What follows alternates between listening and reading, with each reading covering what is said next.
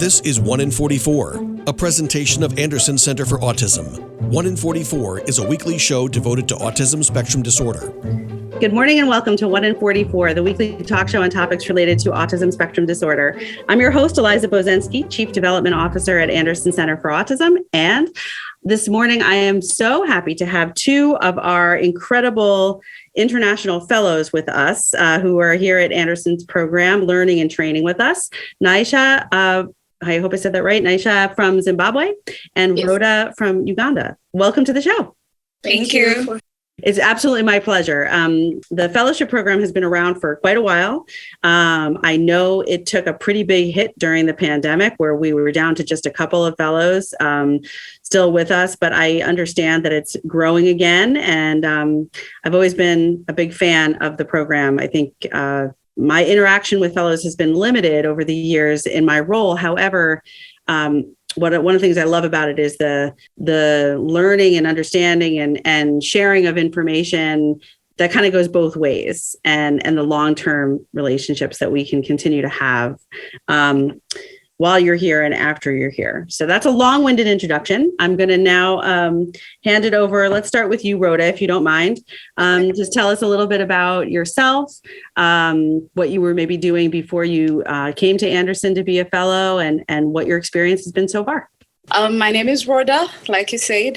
I am 30 years old and I come from Uganda. Before coming here, I was working as a school psychologist at one of the schools back in Uganda, and I've been here for 5 months so far. End of March will be my full 5 months, and I'm looking forward to the next 7 months because it's been a great engagement. It's been a great time for me to learn, seeing autism in a different way from here, and the culture, the people that I'm working with, the staff, and all the resources that are available for me to be able to take part in such a great time. So yeah, I don't know what else you want to know. Well, you said that's great. You worked as a school psychologist in Uganda. Yeah. Were you motivated in any part? Did you start working with children or adults who have autism, or I guess children if you're in a school psychology program? Did you purposely want to come and train in a location that was specifically working with people with autism to gain skill in that area? Are you looking to fill a gap that you've identified where you are? You know where you're from? So just a little background. I did psychology for my bachelor's degree back at home, and after that, I got a chance to work with children that have been abused, and then that is when I realized that I needed to cross over into my actual profession, because by that time I was a master's degree student for clinical psychology. And while I was studying, I had a chance to intern at our referral hospital back at home, our mental referral hospital. Mm-hmm. And while I was there, I worked in the children's department, and we had massive cases of autism. We had a lot of children, a lot of parents bringing in their children. And you know what's funny? They didn't know what was affecting the children because they didn't know what to call it. Okay. And some of them were saying these kids are possessed. Some of them were saying, this child doesn't listen. Schools were sending in kids for referrals and saying, we don't know what's happening to this child. They don't seem to face the same direction in class. They don't seem to follow as other children are learning. They're totally different. They're not fit for school. So they were bringing all these children into the hospital for the hospital to provide answers. But then what's funny, that the hospital didn't have so much answers for them because it's a new field back at home. It's not a well-researched area. So while I was still interning there, I get an opportunity to work in an international school. And in the international school, there was much more exposure because we had some professionals from abroad that were bringing skill to the school. So we had a lot of people from the international body bringing their children on the spectrum, children that have multiple other disorders. And I got interested into learning more. How can I help these children? In as much as it was an inclusive place and we had people that knew about the disorder and those that did not know about the disorder, the gap was still massive because parents, teachers, students, they all didn't know how to interact and handle and manage this kind of behavior. So that is what kept pushing me to learn. I wanted to know more about autism. How do I help these children? How do I give them hope? How do I help the parents to believe in their children yet again? And that is when a friend of mine tells me about Anderson and the training that it's offering. Actually, my friend was the one referred for the program, but she could not come because she was heavy. She was expecting. So she's like, Rhoda, this is your area. Please go for it. Go for it. So that is how I get to come in. That's pretty good. The universe works in mysterious ways. That's great. Yeah. I'm so thrilled that you made it here, and hopefully everything went well for her and with her growing family. So that's good. Yeah. Great story. Thank you for all that background. I think that it mirrors the background of so many people that I end up talking to on this podcast who've gotten into the field and are doing anything from scientific research, clinical research, writing books, creating businesses that employ people with autism. Everyone has a very particular story, and it often has to do with meeting a person with autism or their family members and sort of saying, there's something else that could be done here. There's another way to help, or I find this work intriguing and I've become passionate about it and I have to get further involved. So thank you for that. Now we're going to switch to Nyasha, and I'd love to hear your story. You started in Zimbabwe, and how did you get here? Okay, so I was back home. I'm a recent graduate. I was studying psychology honors degree, and I heard about before I was interning at an organization that works with children with autism. And from there, I've been in love with just working with the children and just like providing my services in as much as possible. And then I heard about Anderson from my fellow friend who was here. She told me about it, but at that time I was still at school, and I was like, you know what, the moment I'm done, I'm going to go there and widen my knowledge and just know more about autism and just try to like gather as much information I can so that I can bring it back home. Because back home, there are organizations that talk about autism, but there's not much knowledge when it comes to it, and I feel like we need to be persistent when it comes to autism. And I feel like there's a huge gap. People don't know about it. It's not widely spoken about. I also feel like there isn't much knowledge when it even comes to families with children with autism that they know about it. And I feel like this opportunity that I've got when I came here has changed so much. I've been here for this is my 7th month. I'm lived with 3 months here, and I tell you not, I kid you not, the information that I've heard is very tremendous. Like, I'm so glad I came and I experienced, and I had so much exposure when it comes to autism. And you find out it's so different from back home. You know, like the way people operate here, the way they handle situations, it's very different. And I really can't wait to go back home and implement this and to work with organizations that deal with children with autism so that we can incorporate this type of everything, exactly, so we can bridge and fill in the gap that's missing. Yeah, pretty much. That's it. Yeah. That's a lot. That's it begs the question. Thank you for that overview. And the question I want to ask before we go into our first break here is, when I listen to both of you talk, I get the impression that you're going to be going back to your respective countries when the end of your your fellowship is over, and you're going to be this wealth of knowledge and experience. How do you see yourselves being received by your peers and colleagues and your communities back home when you come back? Are people waiting and anxiously awaiting your return with information and your new expertise? Or do you have positions lined up for yourselves where you're going to be able to be impactful and influential? Or do you have a plan? I'll go first. Okay. Personally, now the friend of mine that I told you about that gave up her position for me to come, we're still in touch, and together we have projects that we are working on. We started up even before I got here. We started an agency called Butterflies, and under Butterflies we have a project called Hold My Hand, and with that Hold My Hand we are supporting different communities that are being affected with autism. So these are communities of parents, caregivers, schools, and different organizations. So we want to come up with an umbrella of organizations and offer training and expertise. So whatever I'm learning, she's always on my case. Have you heard about this? How are they handling it there? So as much as I'm here, it's like as though I'm back home because I know what's happening. I know what she's running, and I know that training that is waiting for me to be done back at home. So she is eagerly waiting for me to return, such that she can have me pass on the information to the other people. But as well, I'm teaching her what I'm learning, such as in the meantime, she's still passing it on, because under Butterflies, we still have university interns that are assigned to us from Macquarie University to come and practice and pick up skills with us. So we're assigning them to these different organizations that we are partnering with, such that they get better at the skill. So hell, there are so many waiting for me.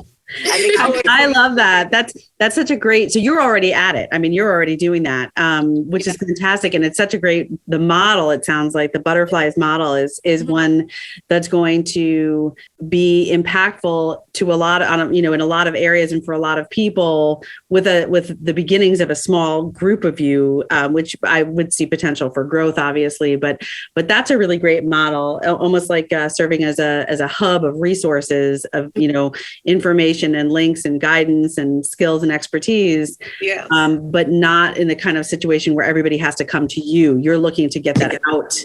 We want to get it. We want to spread it out because, we cannot be sufficient for everybody else. We need to have all the arms we can, all the feet we can, all the eyes we can. Yes, like an octopus, more than before. We have to take a short break. When we come back, I'm going to ask you, Nyasha, to answer the same question and to give us a sense of what your plans are for when you get back to Zimbabwe. This is 1 in 44, the weekly talk show on topics related to autism spectrum disorder. I'm your host, Eliza Bozensky, and we'll be right back. And now 1 in 44 continues on 100.7 WHUD. This is a weekly community affairs program presented by the Anderson Center for Autism. Welcome back to 1 in 44, the weekly talk show on topics related to autism spectrum disorder.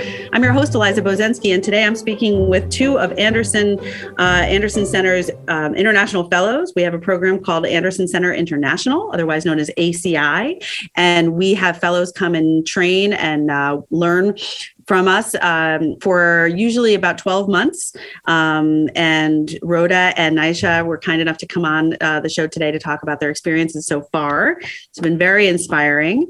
So I'm going to jump right back into where we were before the break. Rhoda had just finished telling us her plans with her program called Butterflies and the sub-program of that called Hold My Hand in Uganda that you're kind of a part of and involved in and will be returning back to in, what did you say, 7 months about, right? Yeah, 7 months. And Nyasha, I wanted to ask you the same question. What are your plans? And you've been here for 7 months, so your return is probably in about 5 months back to Zimbabwe. Is that correct? So what are you going to be doing when you get back? Or do you have anything going on right now, kind of as you're still here?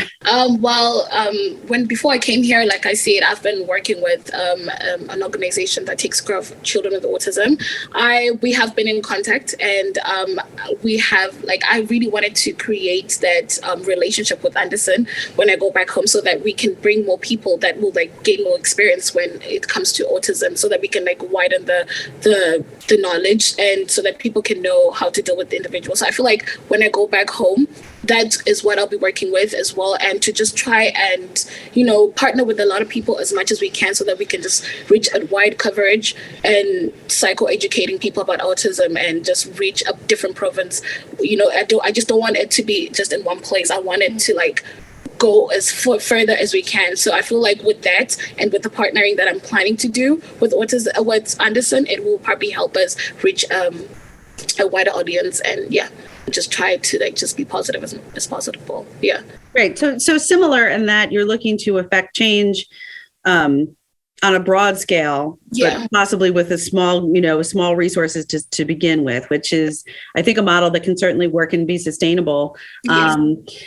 You mentioned something just now about staying connected to Anderson, and it made me wonder, you're here along with a number of other fellows from all over the world. Do you connect well with each other? Is there also that kind of connectivity that's going on when you're here as a fellow, where you're learning and you're training here at Anderson, but you also might be connecting with other people who you may stay connected with once you all are no longer connected physically at Anderson? Yes, I do have, example, Rhoda, a friend out of her, I really am trying to make myself connect with other people so that I can hear more ideas. And I believe I've had this conversation with people from different countries, Bangladesh, Uganda, Kenya. We have been talking, and I feel like I've established a relationship with those people so that when I go back home, I can just, ask them guys, what other ideas that I could actually do, let's brainstorm together. What do you think we can do to make this something that people should talk about, Yeah, I love that. I think that's great. Yes. Yeah, Rhoda. I also know that Anderson is working towards strengthening the alumni program. Yes. I know that very well. And I have my ears on the ground because after training people, then what? Yes. Because I'll be honest with you, 1 year is not sufficient for you to learn everything about autism or about anything, because it's still a young field that is growing. Research is coming out now and then.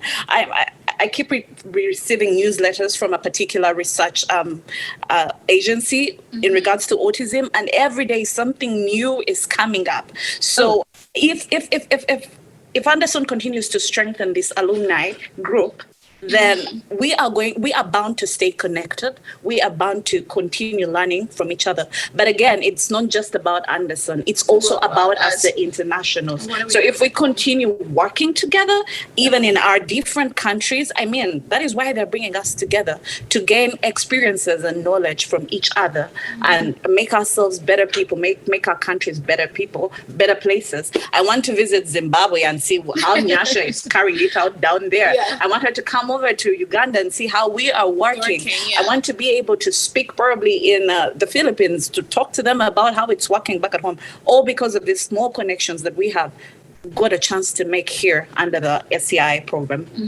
That is music to my ears, Rhoda. That's fantastic. I would love to see the same thing.